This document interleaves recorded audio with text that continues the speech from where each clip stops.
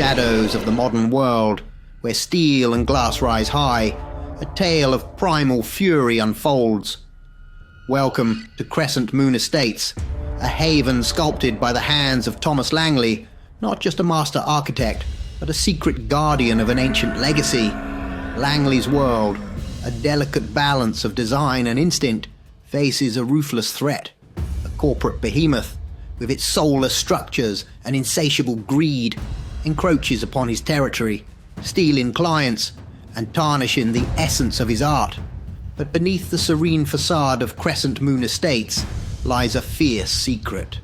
Its residents, a tight-knit pack of eccentrics, share more than a love for unique architecture. They share a bond forged under the moon's ghostly glow. As the corporate shadows lengthen, threats escalate. Mysterious thugs haunt the night, targeting the pack, leaving destruction in their wake. But when the full moon ascends, retribution stirs. The beast within awakens, hungry for justice. Thomas Langley, torn between his human intellect and the wild heart of a werewolf, must orchestrate a cunning plan. In a world where the concrete jungle meets the wild, the howl of Crescent Moon Estates echoes. It's a fight for survival, for identity, and for the sanctity of their sanctuary. Will Langley and his pack triumph, or will the encroaching darkness consume all that they hold dear? Thomas Langley stood back, admiring the final touches on the latest home he had designed. Nestled in a secluded forest clearing, the house was a marvel of organic architecture, seamlessly blending with the surrounding nature. Its curved walls and large windows created a dialogue between the indoors and the natural world outside. Thomas took pride in his work, not just as an architect, but as a guardian of a unique heritage. As the new homeowners, the Morgans, walked around their new home, their faces lit up with delight. "Thomas, this is more than a house. It's a masterpiece. How do you find clients who appreciate such unique work?" Mrs. Morgan asked, her eyes scanning the intricate details of the living room. Thomas smiled, a twinkle in his eye. "I don't work to have clients. I seek clients to work. Each project is a journey, not just in architecture, but in understanding and fulfilling unique needs," he replied, his gaze lingering on the design that so perfectly encapsulated his client's personality. Driving back to town, Thomas reflected on his career. His clients were more than just patrons. They were a part of a special community, people who understood and shared a part of his secret world. As the sun dipped below the horizon, he felt a familiar stir within him, a reminder of his dual nature. Arriving home, Thomas settled into his favorite armchair with the evening newspaper. The headline on the front page caught his eye.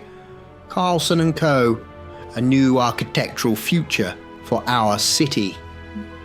The article detailed the expansion of the large corporate architecture firm into his area, boasting of their efficient, standardized home designs and their ambition to remodel the city's landscape. Thomas read the article with a growing sense of unease.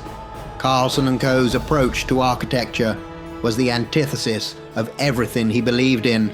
Their designs lacked soul, and their vision of the future was one where uniqueness was sacrificed for uniformity. He knew that this new player in town could threaten the sanctity of his work and the community he had built. The article hinted at aggressive tactics and a disregard for the existing architectural landscape, which could spell trouble for him and his clients. As Thomas set the paper aside, he looked out the window at the moon rising in the night sky.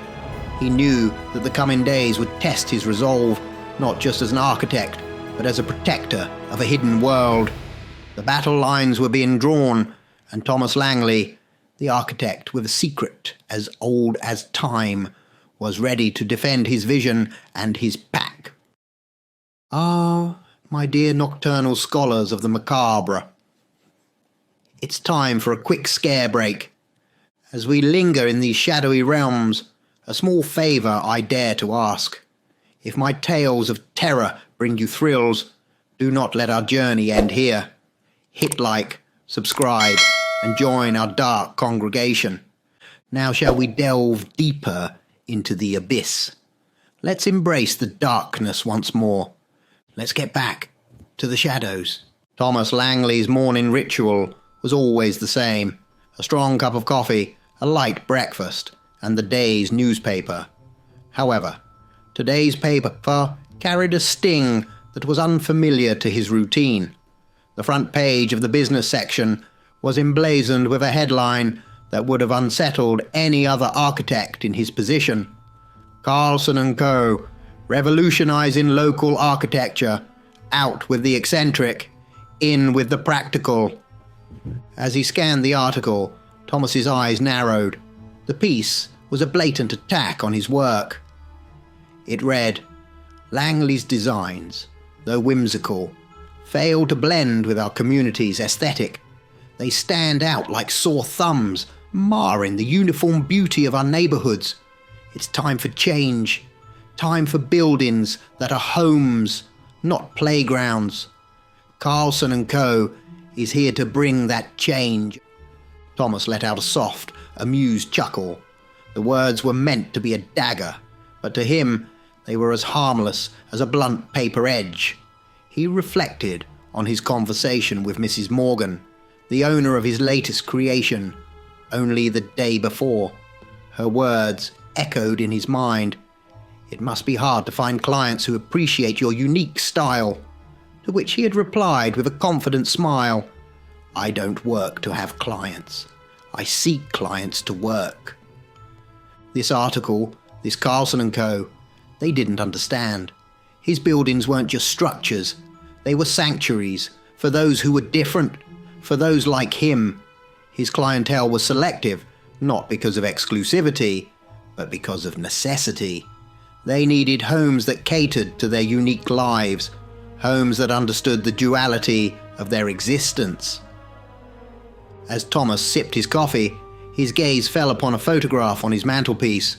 It was an image of Crescent Moon Estates at twilight, the houses silhouetted against the setting sun, each unique yet harmoniously intertwined with the landscape. This was more than architecture. It was a haven for his kind, a place where the werewolf community could thrive away from prying eyes. The article, with its narrow vision and corporate agenda, meant nothing to him. His work was not for the masses. It was for the few who needed it. Thomas Langley was not in the business of appeasing customers. He had customers so he could run his business his way. With a determined sigh, he folded the newspaper and set it aside. Carlson & Co. might be moving into his territory, but they were stepping into a world they didn't understand. They could write their articles, make their claims, but they could never replicate the soul of his work. For Thomas, this was more than a business. It was a calling, a duty to his kind. As the morning light streamed through the window, casting long shadows across his living room, Thomas Langley knew that a storm was brewing, but like the steadfast structures he built, he too would stand resilient against the coming winds. Carlson & Co., emboldened by their corporate might, set out on a mission to poach one of Thomas Langley's most esteemed clients. Their target was none other than Vincent Marlowe, a well-known figure in the community and a secretive werewolf. With a portfolio in hand and promises of modern luxury, the representatives from Carlson & Co. approached Marlowe, expecting an easy conquest. However, the encounter didn't go as planned. Marlowe, with a knowing smirk, listened to their pitch before laughing outright in their faces. "You are but insects to Langley," he sneered, his voice tinged with a mix of amusement and disdain. Marlowe's rejection was not just a mere business decision, it was a declaration of loyalty to a bond forged in the depths of a shared secret. Back at the sleek headquarters of Carlson & Co., frustration brewed among the high glass walls and polished floors. The CEO, Jonathan Carlson, a man of ruthless ambition, called an emergency meeting with his team of architects. They were baffled by the unwavering loyalty of Langley's clients. Why do they reject our advanced designs for his unusual creations? One architect questioned, his confusion evident. Carlson, a master of manipulation, saw a challenge that he was eager to overcome. If they won't come to us willingly, we'll find a way to lure them, he declared, his eyes glinting with determination. He proposed a covert strategy to undermine Langley's reputation and to uncover what made his clients so fiercely devoted to his eccentric designs. The team, though initially reluctant, was swayed by Carlson's persuasive argument. They embarked on a plan to infiltrate the close-knit circle of Langley's clientele, to unearth the secrets that bound them so tightly to the architect. Their methods would venture beyond the norms of business competition, teetering on the edge of ethical boundaries. As the sun dipped below the horizon, casting long shadows across the city, Carlson and Co. set their plan in motion, unaware that they were delving into a world far beyond their understanding. They were not just challenging a rival architect, they were unknowingly provoking a pack united by a primal, unbreakable bond. The rivalry between Thomas Langley and Carlson and Co. escalated to a perilous peak when Carlson resorted to underhanded tactics. Under the veil of night, a group of hired goons, notorious for their willingness to cross legal and moral boundaries, were dispatched to one of Langley's active construction sites. The site, alive with the promise of another unique Langley creation by day, lay quiet and vulnerable in the dark hours.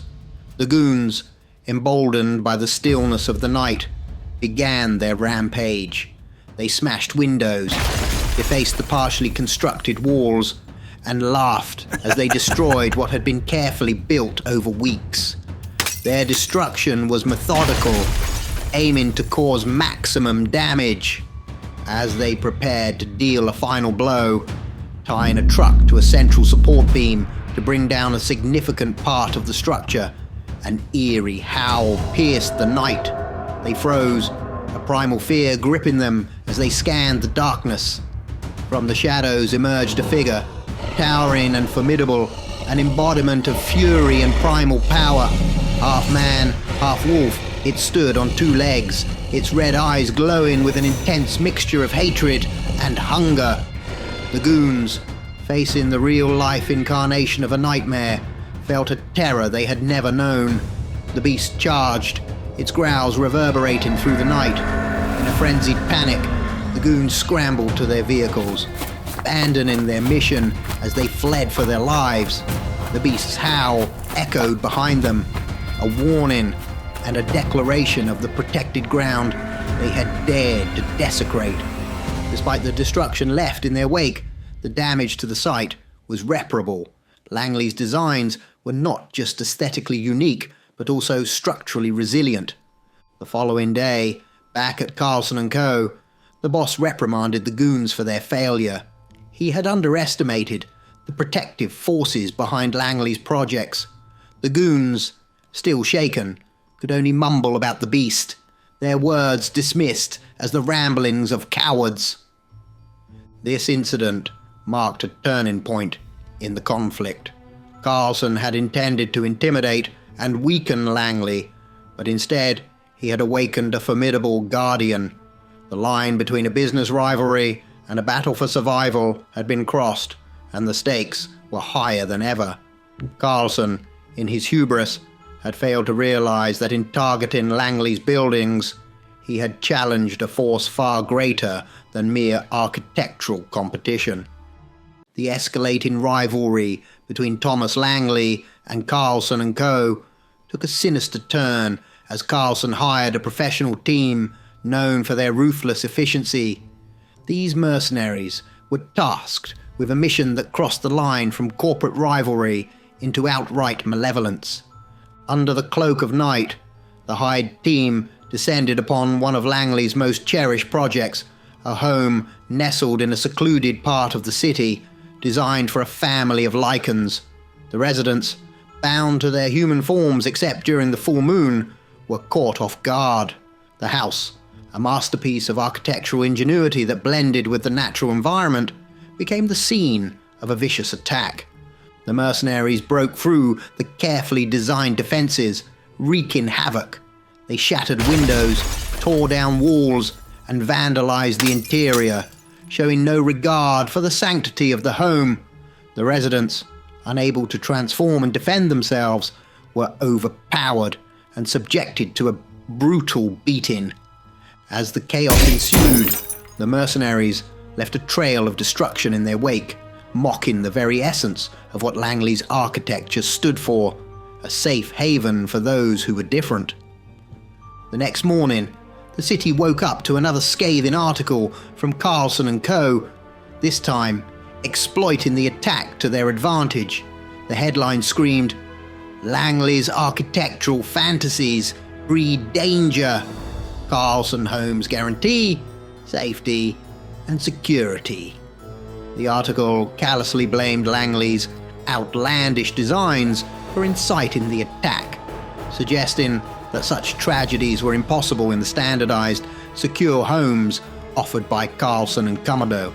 The piece was a masterclass in manipulation, twisting the narrative to paint Langley as a creator of hazardous structures unfit for safe living. The article conveniently omitted the fact that the attack was a calculated move by Carlson, instead using the incident to further tarnish Langley's reputation. Thomas Langley read the article with a mix of anger and sorrow. The attack on his clients, the violation of their sanctuary, was a blow not just to his professional pride, but to his very soul. He realized that this battle was no longer just about architectural styles or market competition. It had become a war against the very essence of what he and his clients stood for. Thomas Langley stood amidst the remnants of last night's attack, surveying the damage with a calculated eye. His mind was already drafting plans to restore the structure to its former glory, a testament to his resilience. The morning air was crisp, filled with a tension that seemed to whisper of the impending full moon. As he measured and marked, a sleek black limousine pulled up to the site. The door opened, and out stepped Richard Carlson, the man behind the aggressive campaign against Langley's work. His goons lingered by the car, a silent threat in their presence alone. Carlson approached Langley with the arrogance of a man used to get in his way. "You know, Langley," he began, his voice dripping with condescendence, "all those articles, the attacks, they were my doing." He paused, a smug smile playing on his lips. "I would never admit it in public, but I want you to know who your superior is." Thomas turned to face him, his expression unreadable. The air between them crackled with unspoken animosity, a clash of two worlds that could never reconcile. Carlson, misreading the silence, pressed on.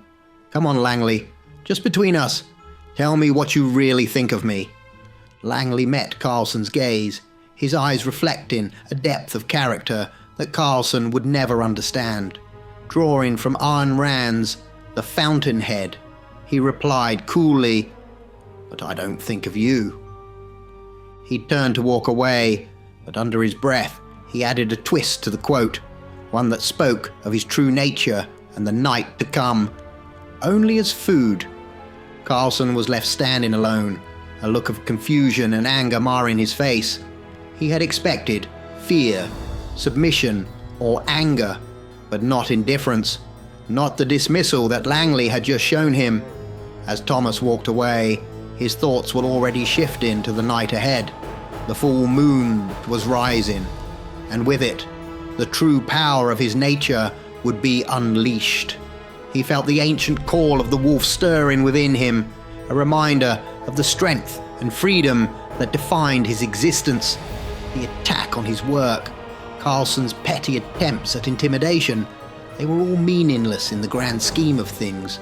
For Langley, the full moon was a time of transformation, of embracing the wild, primal side of his being. It was a reminder that he was part of something greater, something eternal. As the moon ascended to its zenith, casting a silver glow over the city, Thomas Langley prepared to embrace his true self. Tonight, he was not just an architect defending his creations. He was a werewolf, a protector of his pack, ready to face whatever challenges came his way.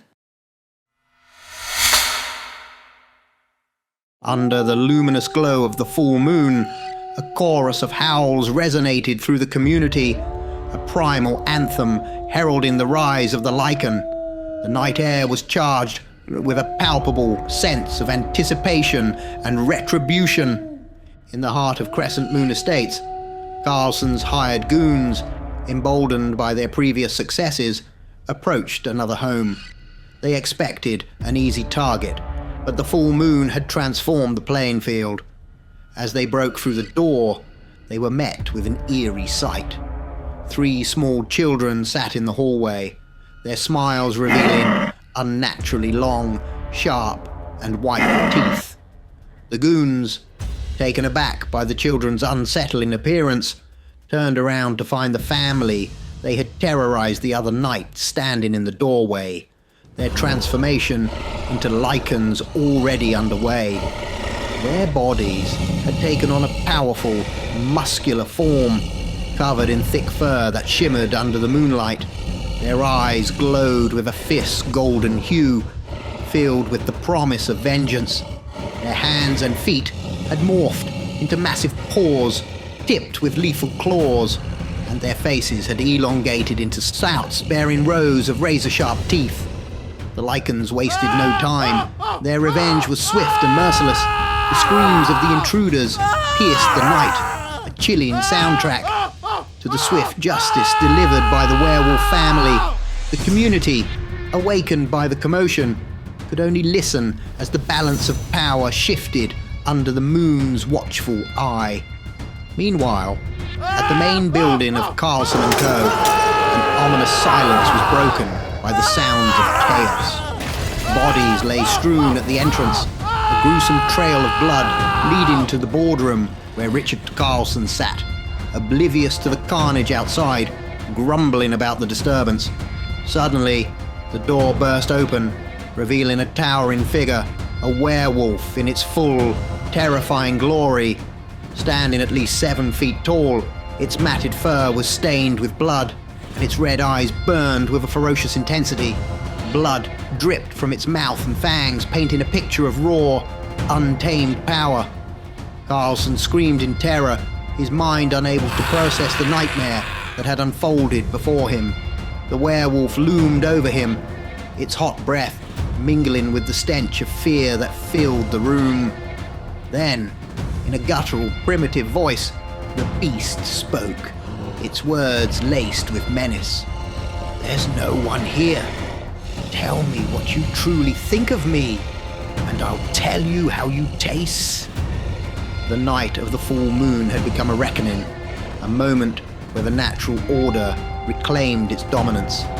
As Carlson faced the embodiment of his own undoing, the lichens of Crescent Moon Estates stood united, their howls echoing into the night, a declaration of their strength, their unity, and their indomitable spirit.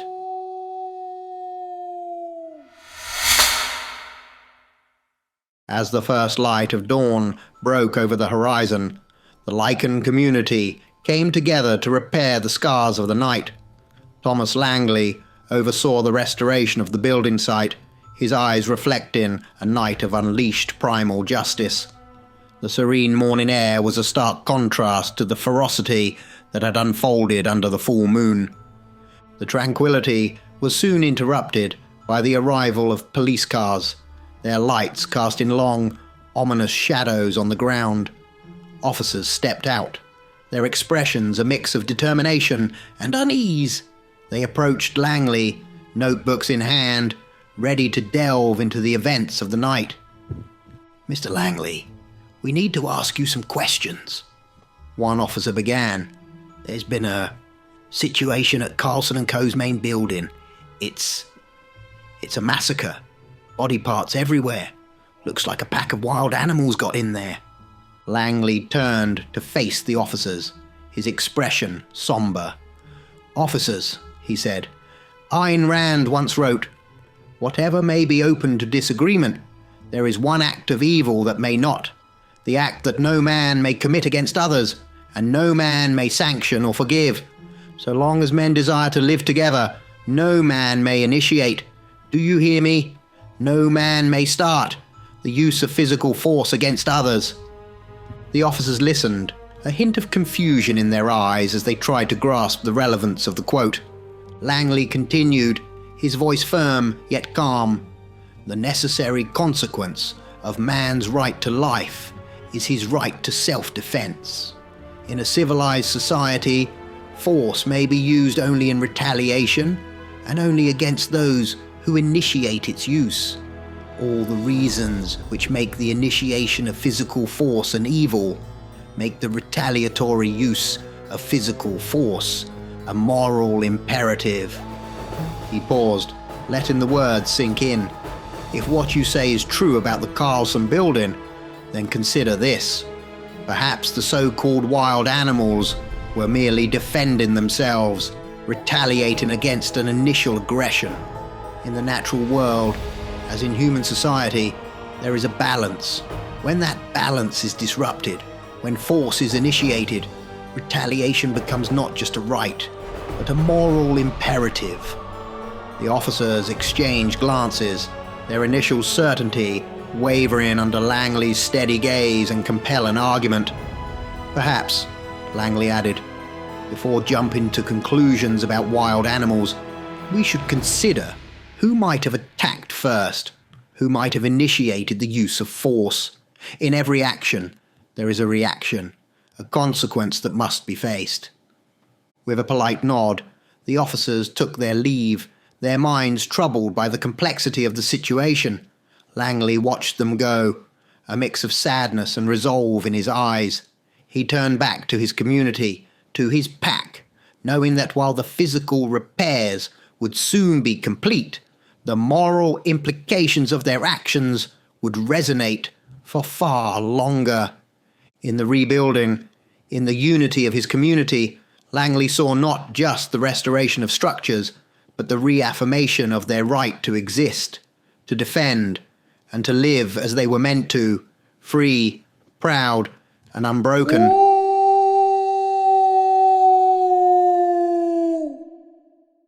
And if you're still looking to fulfill your thirst for more horror, don't forget to check out this next video. Unless, of course, you're frozen with fear already.